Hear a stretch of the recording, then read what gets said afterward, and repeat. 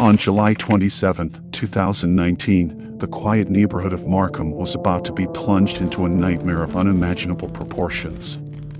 This is a horrifying case. Global News has learned the accused who lived here in this house behind me. Menhaz Zaman, a 23-year-old resident of Canada, would commit a heinous act that sent shockwaves through the community and beyond. Menhaz, a young man with a seemingly ordinary life, lived with his family, his mother, Menhaz Begum, his grandmother, Firoza Begum, his father, Menhaz Zaman, and his sister, Menhaz Zaman. Their home on Castlemore Avenue, in Markham, was where love and familial bonds had once flourished. Behind this veneer of normalcy, however, Menhaz harbored a dark secret. He was deeply engrossed in the world of online gaming, a passion that allowed him to escape from the pressures of the real world. This, however, conflicted with his parents' hopes for his future, as they aspired for Menhaz to prioritize education and follow a conventional career path. The tragic events unfolded over a 9-hour span on that fateful day. Menhaz, in an act that defied belief, took the lives of his family members, his mother, his grandmother, his father, and his sister, bludgeoning them in the head, likely with a crowbar, and then cutting their throats. But the horror did not end there. Menhaz took to Discord, an online platform used for communication on dedicated servers, to confess his unspeakable crimes. In the gaming server known as Perfect World Void, he confessed to the murders, telling his online friends that he had just slaughtered his entire family. The individuals on this server knew him only by his account name, Menhaz, lacking any details about his true identity or whereabouts. In the eyes of his online friends, he had confessed to multiple murders, shared gruesome photos of the crime scene, and yet remained a nameless enigma, beyond their reach to report to authorities. Upon receiving these chilling confessions, members of the Discord server took it upon themselves to uncover any identifying information that could potentially lead to authorities' intervention. They embarked on a journey to unveil the truth behind Menhaz's actions. The person behind the Menhaz account was not new to offensive comments. Prior to the murders, the account had openly posted racist messages targeting Muslim individuals, attracting criticism from other users. On that ominous day, the account posted a message that sent shivers down the spines of those who read it. "Gonna kill my parents and go to jail, yo."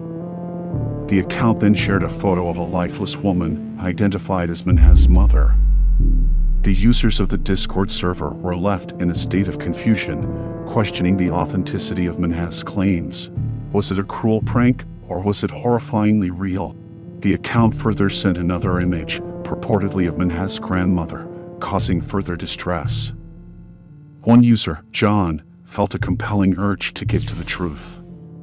He shared the photos with a group of contacts to determine if they matched any pre-existing images available online. Among those contacts was Nicole, a criminal justice student with some knowledge of forensics. Her verdict was chilling. The injuries in the photos were real, not staged. She concluded, "This is the real deal. Our friend is a mass murderer." The users on the Discord server were a diverse group, hailing from various parts of the world, including the US, Egypt, Romania, Belgium, Israel, and Costa Rica. They were connected by their shared online lives, but they knew nothing of Menhaz's true identity. Their efforts to intervene were driven by a sense of urgency and concern for potential victims. One user, Junior, reached out to Menhaz, trying to persuade him to reveal the truth.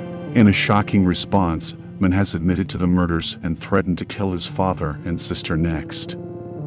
It was a harrowing situation that transcended borders, but these online friends were determined to uncover the truth.